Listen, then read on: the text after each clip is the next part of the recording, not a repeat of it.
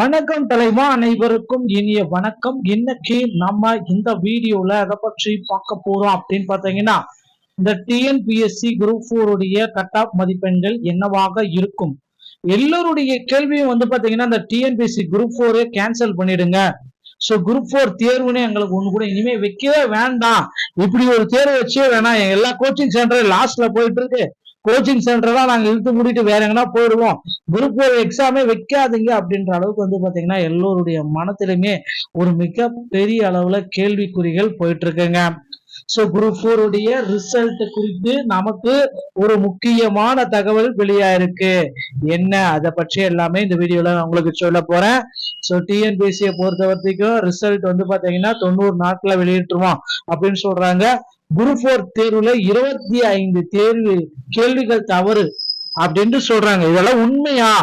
அதிர்ச்சியை கிளப்பிட்டாங்க தேர்வர்கள். ஏன்னா அப்ஜெக்ஷன் டிராக்கர்ல பாத்தீங்கன்னா நிறைய நபர்கள் 25 கொஸ்டின் பாத்தீங்கன்னா தவறுதலா இருக்கு, கேள்வி கேட்டது தவறு, அவுட் ஆஃப் சிலபஸ் எடுத்திருக்கீங்க அப்படின்ட்டு சொல்லியிருக்காங்க. ஏன்னா ஓலைச்சுவடியில இருந்து 25 கொஸ்டினுக்கு 25 மார்க் எங்களுக்கு உடனடியா நீங்க போட்டே ஆகணும் அப்படின்ற அளவுக்கு எல்லாமே குரூப் 4ல கேள்விகள் மேல கேட்டுட்டே இருக்காங்க. நீங்க எல்லாருமே எதிர்பார்த்த மாதிரி இந்த குரூப் 4ல எக்ஸ்பெக்டட். சோ குரூப் 4 உடைய அப்ஜெக்ஷன் டிராக்கர் டைம் எல்லாமே முடிஞ்சு போச்சு. 390 நாட்ல பாத்தீங்கன்னா ரிசல்ட் வெளியிட்டே ஆகணும் குரூப் 4 பொறுத்த வரைக்கும். இந்த 25 கேள்விகள் பாத்தீங்கன்னா தவறுன்னு சொல்லி இருக்காங்க. ஆனா அது பாத்தீங்கன்னா ஃபைனல் பண்றது பாத்தீங்கன்னா டிஎன்பிஎஸ்சி முடிவுதான். ஓகேங்களா? அதுல எந்த விதமான சேஞ்சஸும் கிடையாது. நீ 50 கொஸ்டின் 200 கொஸ்டின் கூட நீங்க தவறுன்னு சொல்லலாம். ஆனா அதோட ஜட்மெண்ட் யார் சொல்லுவாங்க அப்படின்னு பாத்தீங்கன்னா டிஎன்பிஎஸ்சி சார்பாக மட்டும்தான் சொல்ல முடியும், வேற யாராலையும் சொல்ல முடியாதுங்க. சரியாக பாத்தீங்கன்னா குரூப் 4ல ஒரு 10,000 வேகன்சிஸ் உயர்த்தணும் அப்படின்ட்டு கோரிக்கைகள் வச்சிருக்காங்க. ஏன்னா கட் ஆஃப் குறைஞ்சு போச்சு இந்த டைம்.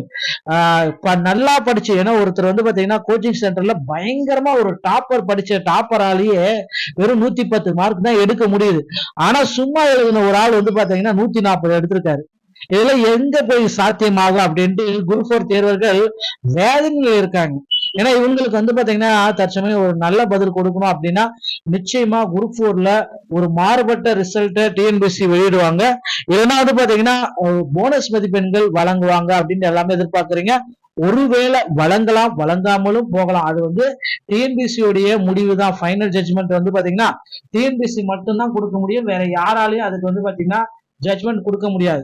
சோ மறுதேர்வு நடக்குமா நடக்காதா, அதுக்கு ஒரே ஒரு பதில் நான் இப்ப சொல்லிடுறேன். மறுதேர்வுன்றது ஒண்ணு நடத்தவே மாட்டாங்க. ஓகேங்களா?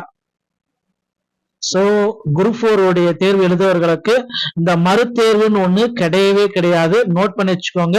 குரூப் 4 உடைய வேகன்சிஸ் வேணா உயர்த்துவாங்களே தவிர திரும்ப பாத்தீங்கன்னா ஆல்ரெடி பாத்தீங்கன்னா வாங்கின 150 ரூபாய் 28 லட்சம் பேருக்கு பாத்தீங்கன்னா எக்ஸாம் வச்சிருக்காங்க. சோ திரும்பவும் அவங்களால அமௌண்ட் செலவு பண்ணி திரும்பவும் தேர்வு நடத்தணும் அப்படின்றது வாய்ப்பிலே இல்லை. கோர்ட்டுடைய ஆர்டரே வந்தாலும். ஆனா டிஎன்பிஎஸ்சி சார்பா பாத்தீங்கன்னா ஏன்னா அவங்களுக்கு 2 விதமான செலவு டபுள் ஆகுது.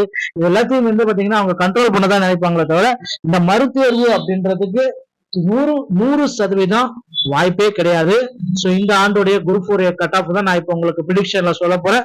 நீங்க நம்முடைய சேனலை முதல் முறையா பாக்குறீங்க அப்படின்னா சப்ஸ்கிரைப் பெல்ல கிளிக் பண்ணி வச்சுக்கோங்க. வாங்க இந்த கட் ஆஃப் என்னன்றதை நான் உங்களுக்கு சொல்றேங்க. 2025 அபிஷியல் கட் ஆஃப் பாத்தீங்கன்னா based on answer keys release பண்ணதுக்கு அப்புறம் இந்த கட் ஆஃப் ப்ரெடிக்ஷன் நடந்திருக்கு. அந்த கட் ஆஃப் ப்ரெடிக்ஷனை பொறுத்த வரைக்கும் பாத்தீங்கன்னா நான் இடஒதுக்கீடு தற்சமயம் முதல்ல சொல்லிடுறேன். என்னென்ன கம்யூனிட்டிக்கு எவ்வளவு இடஒதுக்கீடு நடக்கு அப்படின்னு பாத்தீங்கன்னா ஜிடிக்கு 31% ஜிடிக்கு பாத்தீங்கன்னா இடஒதுக்கீடு இருக்கு. பிசிக்கு 25.5, பிசி முஸ்லீம்க்கு 3.5, எம்பிசிக்கு 20, எஸ்சிக்கு 18, எஸ்சிக்கு 3, எஸ்டிக்கு 1%. ஓகேங்களா? சோ இப்ப நம்ம விஏஓ கேட்டகரிக்கு பாக்குறப்ப இந்த கம்யூனிட்டி வைஸ் நம்ம பார்த்தோம்னா ஜிடிக்கு 150, பிசிக்கு 145, பிசி முஸ்லீம் 140, எம்பிசிக்கு 135, எஸ்சிக்கு 130, எஸ்சி ஏக்கு 125, எஸ்டிக்கு பாத்தீங்கன்னா 120. சோ ஓவரால் சேஃப் ஜோன் அப்படின்னு பார்த்தா விஏஓக்கு 130 மதிப்பெண்கள்ங்க. அடுத்து ஜூனியர் அசிஸ்டன்ட். ஓகேங்களா? இந்த கேட்டகரி நம்ம பாக்குறப்ப கிட்டத்தட்ட ஜிடிக்கு ஜெனரலுக்கு 151, பிசிக்கு 144, பிசி முஸ்லீம் 139, எம்பிசி மற்றும் டிஎன்சி 184, எஸ்சிக்கு 129, எஸ்சிஏக்கு 124, எஸ்டிக்கு 120. ஓவரால் சேஃப் ஜோன் அப்படி பாக்குறப்ப 135ங்க. பல ஸ்ட்ரக்சர் அப்படி பாக்குறப்ப ஜிடிக்கு 145, பிசிக்கு 139, பிசி முஸ்லிம் 133, எம்பிசி மற்றும் டிஎன்சிக்கு 130, எஸ்சிக்கு 126, எஸ்சிஏக்கு 120, எஸ்டிக்கு 118 டோட்டல்.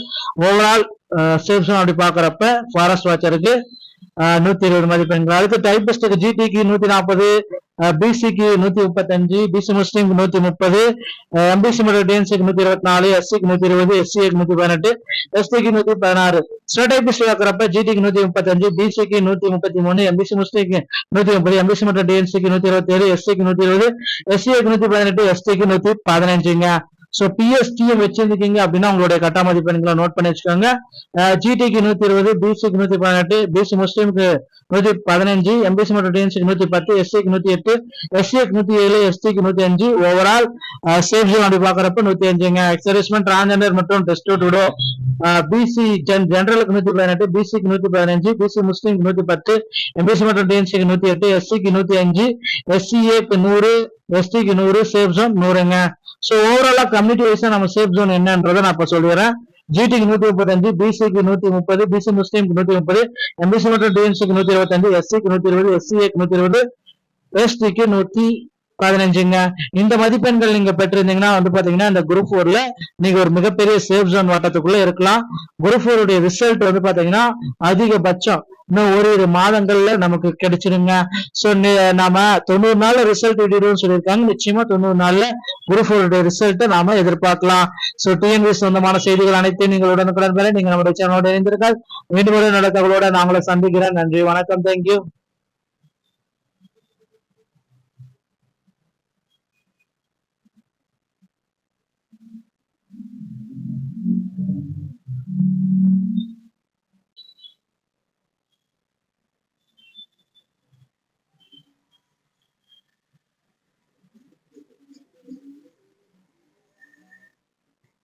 வணக்கம் தலைவா, அனைவருக்கும் இனிய வணக்கம். இன்னைக்கு நம்ம இந்த வீடியோல எதை பற்றி பார்க்க போறோம் அப்படின்னு பாத்தீங்கன்னா, இந்த டிஎன்பிஎஸ்சி குரூப் 4 உடைய கட் ஆஃப் மதிப்பெண்கள் என்னவாக இருக்கும்.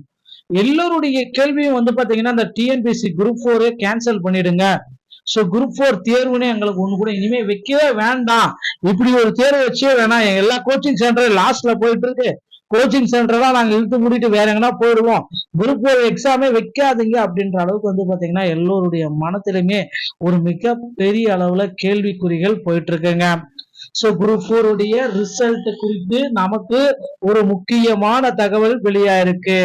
என்ன அதை பற்றி எல்லாமே இந்த வீடியோல உங்களுக்கு சொல்ல போறேன். சோ டிஎன்பிஎஸ்சியை பொறுத்த வரைக்கும் ரிசல்ட் பாத்தீங்கன்னா 90 நாட்கள வெளியிட்டுருவோம் அப்படின்னு சொல்றாங்க.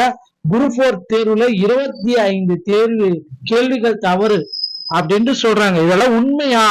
அதிர்ச்சியை கிளப்பிட்டாங்க தேர்வர்கள். ஏன்னா அப்ஜெக்ஷன் டிராக்கர்ல பாத்தீங்கன்னா நிறைய நபர்கள் 25 கொஸ்டின் பாத்தீங்கன்னா தவறுகளா இருக்கு, கேள்வி கேட்டதே தவறு, அவுட் ஆஃப் சிலபஸ் எடுத்திருக்கீங்க அப்படின்ட்டு சொல்லியிருக்காங்க. ஏன்னா ஓலைச்சுவடியில இருந்து 25 கொஸ்டினுக்கு 25 மார்க் எங்களுக்கு உடனடியா நீங்க போட்டே ஆகணும் அப்படின்ற அளவுக்கு எல்லாமே குரூப் 4ல கேள்விகள் மேல கேட்டுட்டே இருக்காங்க. நீங்க எல்லாருமே எதிர்பார்த்த மாதிரி இந்த குரூப் 4ல எக்ஸ்பெக்டட்.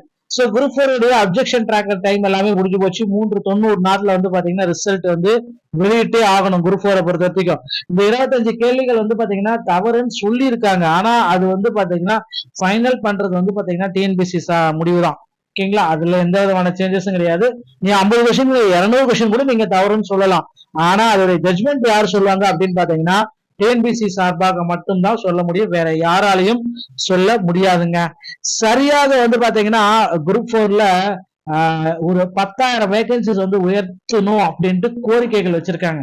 ஏன்னா கட் ஆஃப் குறைஞ்சு போச்சு இந்த டைம். நல்லா படிச்சு, ஏன்னா ஒருத்தர் பாத்தீங்கன்னா கோச்சிங் சென்டர்ல பயங்கரமா ஒரு டாப்பர் படிச்ச டாப்பராலேயே வெறும் 110 மார்க் தான் எடுக்க முடியுது. ஆனா சும்மா எழுதின ஒரு ஆள் பாத்தீங்கன்னா 140 எடுத்திருக்காரு. இதெல்லாம் எங்க போய் சாத்தியமாகும் அப்படின்ட்டு குரூப் 4 தேர்வர்கள் வேதனையில இருக்காங்க. ஏன்னா இவங்களுக்கு பாத்தீங்கன்னா தற்சமயம் ஒரு நல்ல பதில் கொடுக்கணும் அப்படின்னா நிச்சயமா குரூப் 4ல ஒரு மாறுபட்ட ரிசல்ட் டிஎன்பிஎஸ்சி வெளியிடுவாங்க. இல்லைன்னா பாத்தீங்கன்னா போனஸ் மதிப்பெண்கள் வழங்குவாங்க அப்படின்னு எல்லாமே எதிர்பார்க்கறீங்க. ஒருவேளை வழங்கலாம், வழங்காமலும் போகலாம். அது டிஎன்பிஎஸ்சி உடைய முடிவு தான். ஃபைனல் ஜட்ஜ்மெண்ட் பாத்தீங்கன்னா டிஎன்பிஎஸ்சி மட்டும்தான் கொடுக்க முடியும், வேற யாராலையும் அதுக்கு பாத்தீங்கன்னா ஜட்ஜ்மெண்ட் கொடுக்க முடியாது. சோ மறுதேர்வு நடக்குமா நடக்காதா, அதுக்கு ஒரே ஒரு பதில் நான் இப்ப சொல்லிடுறேன். மறுதேர்வுன்றது ஒண்ணு நடத்தவே மாட்டாங்க. ஓகேங்களா, சோ குரூப் 4 உடைய தேர்வு எழுதுவர்களுக்கு இந்த மறுதேர்வுன்னு ஒண்ணு கிடையவே கிடையாது. நோட் பண்ணி வச்சுக்கோங்க. குரூப் 4 உடைய வேகன்சிஸ் வேணா உயர்த்துவாங்களே தவிர திரும்ப பாத்தீங்கன்னா ஆல்ரெடி பாத்தீங்கன்னா வாங்கின 150 ரூபாய் 28 லட்சம் பேருக்கு பாத்தீங்கன்னா எக்ஸாம் வச்சிருக்காங்க. சோ திரும்பவும் அவங்களால அமௌண்ட் செலவு பண்ணி திரும்பவும் தேர்வு நடத்தணும் அப்படின்றது வாய்ப்பிலே இல்லை. கோர்ட்டுடைய ஆர்டரே வந்தாலும் ஆனா டிஎன்பிசி சார்பா பாத்தீங்கன்னா ஏன்னா அவங்களுக்கு 2 விதமான செலவு டபுள் ஆகுது. இது எல்லாத்தையும் பாத்தீங்கன்னா அவங்க கண்ட்ரோல் பண்ணதான் நினைப்பாங்களே தவிர இந்த மறுதேர்வு அப்படின்றதுக்கு 100% வாய்ப்பே கிடையாது. சோ இந்த ஆண்டுடைய குரூப் 4 கட் ஆஃப் தான் நான் இப்ப உங்களுக்கு ப்ரெடிக்ஷன்ல சொல்ல போறேன். நீங்க நம்முடைய சேனலை முதல் முறையா பாக்குறீங்க அப்படின்னா சப்ஸ்கிரைப் பெல்ல கிளிக் பண்ணி வச்சுக்கோங்க. வாங்க இந்த கட் ஆஃப் என்னன்றதை நான் உங்களுக்கு சொல்றேங்க. 2025 அபிஷியல் கட் ஆஃப் பாத்தீங்கன்னா based on answer keys release பண்ணதுக்கு அப்புறம் இந்த கட் ஆஃப் ப்ரெடிக்ஷன் நடந்திருக்கு. அந்த கட் ஆஃப் ப்ரெடிக்ஷனை பொறுத்த வரைக்கும் பாத்தீங்கன்னா நான் இடஒதுக்கீடு தற்சமயம் முதல்ல சொல்லிடுறேன். என்னென்ன கம்யூனிட்டிக்கு எவ்வளவு இடஒதுக்கீடு நடக்கு அப்படின்னு பாத்தீங்கன்னா ஜிடிக்கு 31% ஜிடிக்கு பாத்தீங்கன்னா இடஒதுக்கீடு இருக்கு. பிசிக்கு 25.5, பிசி முஸ்லீம்க்கு 3.5, எம்பிசிக்கு 20, எஸ்சிக்கு 18, எஸ்சிக்கு 3, எஸ்டிக்கு 1%. ஓகேங்களா? சோ இப்ப நம்ம விஏஓ கேட்டகரிக்கு பாக்குறப்ப இந்த கம்யூனிட்டி வைஸ் நம்ம பார்த்தோம்னா ஜிடிக்கு 150, பிசிக்கு 145, பிசி முஸ்லீம் 140, எம்பிசிக்கு 135, எஸ்சிக்கு 130, எஸ்சி ஏக்கு 125, எஸ்டிக்கு பாத்தீங்கன்னா 120. சோ ஓவரால் சேஃப் ஜோன் அப்படின்னு பார்த்தா விஏஓக்கு 130 மதிப்பெண்கள்ங்க. அடுத்து ஜூனியர் அசிஸ்டன்ட். ஓகேங்களா? இந்த கேட்டகரி நம்ம பாக்குறப்ப கிட்டத்தட்ட ஜிடிக்கு ஜெனரலுக்கு 151, பிசிக்கு 144, பிசி முஸ்லீம் 139, எம்பிசி மற்றும் டிஎன்சி 134, எஸ்சிக்கு 129, எஸ்சிஏக்கு 124, எஸ்டிக்கு 120. ஓவரால் சேஃப் ஜோன் அப்படி பாக்குறப்ப 135ங்க.